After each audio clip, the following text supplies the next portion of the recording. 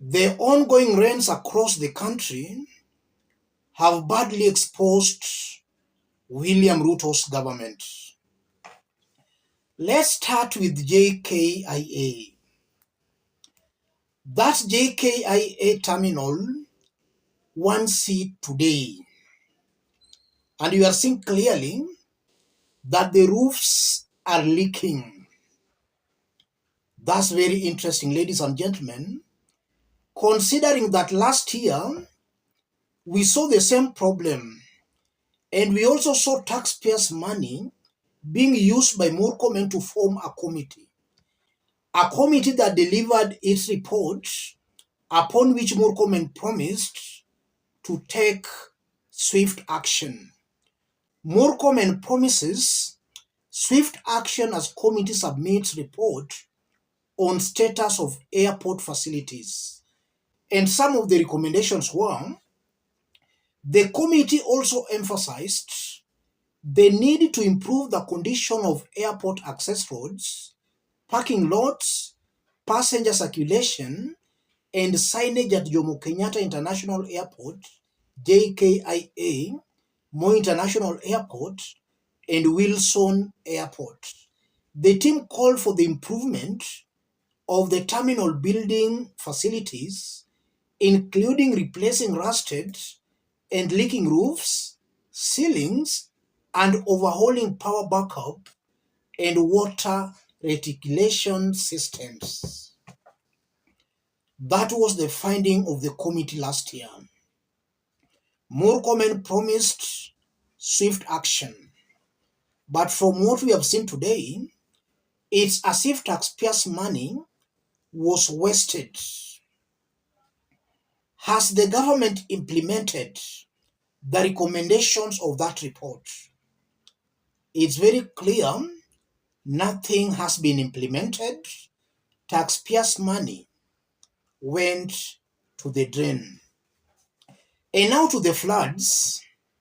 That's something that happened today at Sultan Hamud.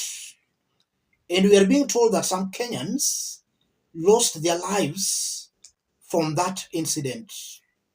As that was happening, Oda Party, Kenya Kwanza, used choppers to distribute Oda electoral materials. Oda had its party elections today, where those choppers were being used to distribute those election materials. I want us to dig deep into all this for Kenyans to understand what this means. If you are watching us but you have not yet subscribed, subscribe in order not to miss our next analysis. Let's continue. From all that, one thing is coming out very clearly. This government has got its priorities upside down. Kenyans are currently dying of floods. Yes. From all that, some things are coming out very clearly. The first thing coming out, Kenya Kwanza government has got its priorities upside down. In our yesterday's analysis, we did a detailed analysis where William Ruto was promising some Maasai locals in Rift Valley that in the coming days, they will be driving electric motor vehicles. So he was promising electric motor vehicles at a time Kenyans are dying of floods. So instead of the government finding a solution on how to address the flood issue, Ruto is hyping and giving unnecessary promises.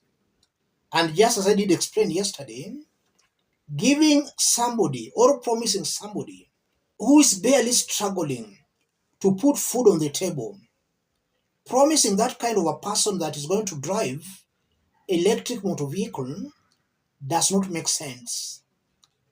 help that person be able to put food on the table, after which he can start by buying a bicycle before he graduates to an electric motor vehicle. So we are seeing a government that has got its priorities completely upside down. Instead of doing first things first, they are doing last things first.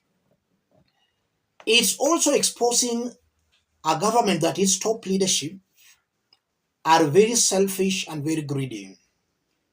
William Ruto is currently renovating State House at a tune of over 1 billion Kenya shillings. A single house, 1 billion Kenya shillings being spent to renovate that house. The government sees no need of making sure JKIA is in a good condition, or is not even seeing the need of assisting or helping Kenyans who are dying as a result of the floods. Again here, I'm seeing a very selfish leadership, a leadership that does not care about the majority hustlers, but it cares only for its own interests as the top leaders in government. Also from that, I'm seeing a government of very incompetent individuals. What I normally say, a kakistocracy, a government by the most incompetent people in the state or in any community. We are being led by the most incompetent individuals. That's why they have completely failed to find a solution to even simple things such as a leaking roof at JKIA. So as I conclude, it's coming out very clearly that this government has failed to deliver.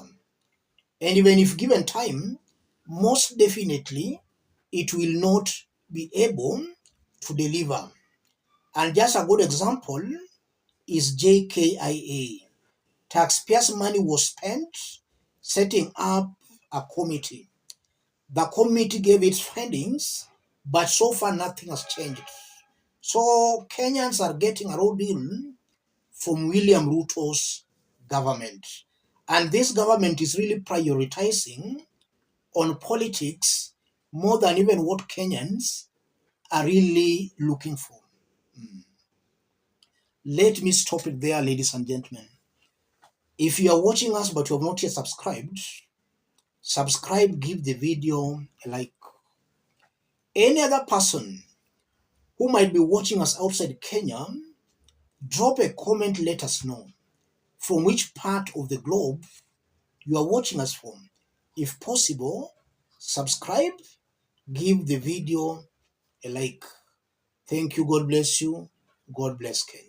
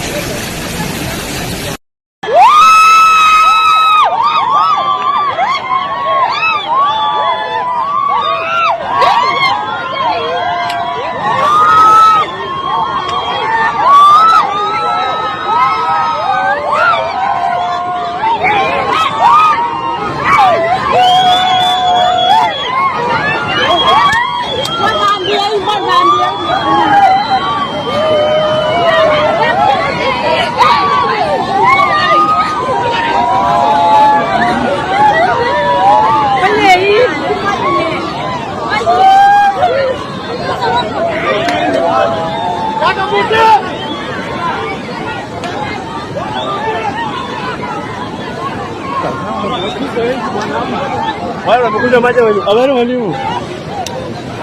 Hao ndo wanasikia wakati tulipoipita.